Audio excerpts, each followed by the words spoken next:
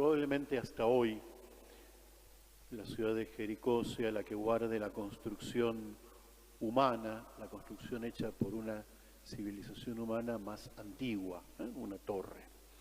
Una ciudad que está a 400 metros bajo el nivel del mar, una ciudad que está llena de palmeras, una ciudad que ha encontrado la salubridad del agua con la genialidad de un profeta, de Ezequiel, que encontró el pozo que vertía el agua potable, el agua limpia.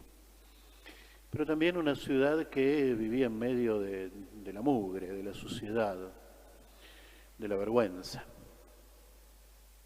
Y entonces, hoy lo sabemos porque la realidad sigue existiendo hasta este día, había, entre otras enfermedades, muchos ciegos, precisamente por esa misma mugre en la que vivían. Una infección bacteriana provocada por la tracoma, era precisamente la que causaba muchas de esas cegueras. Este Timeo, o el hijo de Timeo, está al borde del camino mendigando. Y entonces, cuando escucha que está pasando por allí Jesús el Nazareno, empieza a gritar. Y lo que dice es un título mesiánico.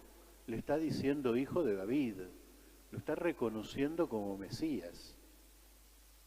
Para los otros era el Nazareno, uno que venía de Nazaret, un profeta, seguramente que sí. Para este es alguien mucho más importante todavía. Jesús dice, detiene su camino, hace que lo llamen, involucra a esos que seguramente también habían seguido acumulando mugre y que eran de alguna manera responsables, si no de la ceguera de de otro montón de enfermedades dentro de la ciudad o dentro del pueblo de Jericó. Y le dicen, vamos, ánimo, levántate, que Él te llama. Y le hace que esa fuerza del llamado de Jesús lo ponga de pie. Y dice que suelta el manto o tira el manto. Algo que nos puede llamar la atención casi como una anécdota. ¿Qué sentido tiene? El manto para un judío era como su cédula de identidad. El talit, el manto, era su signo de dignidad. Si alguien lo tomaba en prenda cuando prestaba dinero, tenía que devolverlo, dice la palabra de Dios, a la tarde, cuando caía la tarde, para que no se muriese de frío. Tan importante es que la bandera de Israel es precisamente eso, el manto, el talit.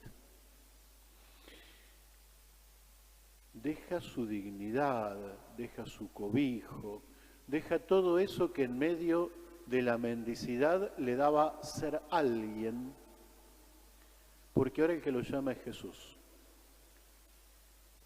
Y este Jesús, obviamente, conocedor del corazón del hombre, ni siquiera tenía necesidad de hacerle la pregunta. Pero Jesús no avasalla, no atropella, no invade. Le preguntó, ¿qué querés que haga por vos? Que vuelva a ver o que vea. Y Jesús le dice, bueno, andate, te salvó tu fe, ya estás. Sin embargo, frente a esa realidad de libertad que le da Jesús, volviendo a ver, se pone a seguirlo por el camino. Esto que pudiera ser simplemente una cuestión anecdótica, Marcos lo pone por escrito en el Evangelio, porque Marcos nos va a contar por escrito en su Evangelio las catequesis de Pedro en Roma. Y todo este texto de algo que aconteció ahí en las afueras de Jericó, lo leyeron en la iglesia primera como una catequesis.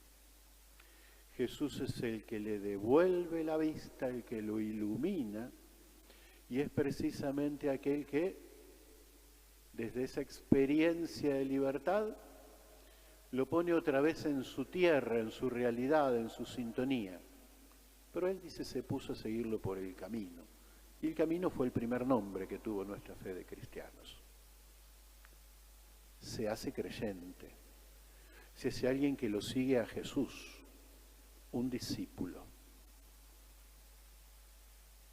Ya se dio cuenta que no necesita la dignidad del manto.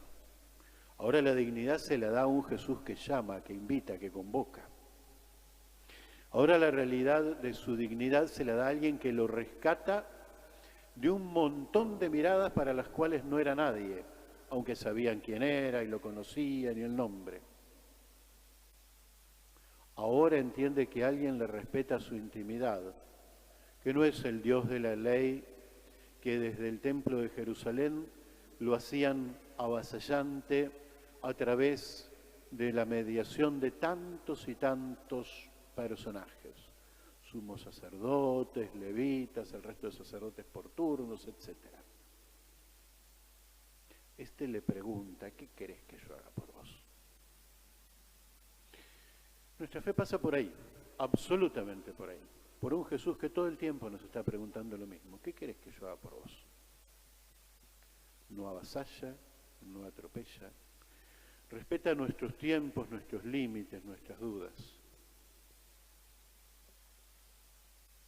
Esa es tu realidad, andate, tu fe te salva, ¿sí?